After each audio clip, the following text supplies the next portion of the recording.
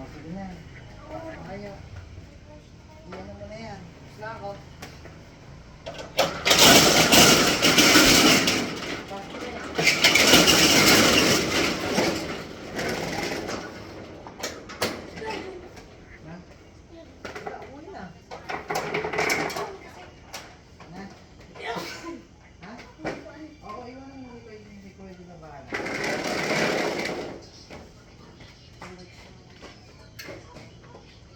Makakalaya pa kaya yan? Ang laki ng ano niya, ang laki ng babalik pa yan. Kasi kung hindi bibigay ang ICT, ang mga kalaban niya, yung mga communist na bansa, kagaya ng China sa Russia.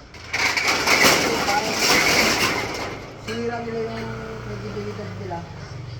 Pagka hindi nila inalis si Duterte. Kasi hindi naman nag-failure yung justice system natin eh. Hindi naman failure yung justice system natin eh.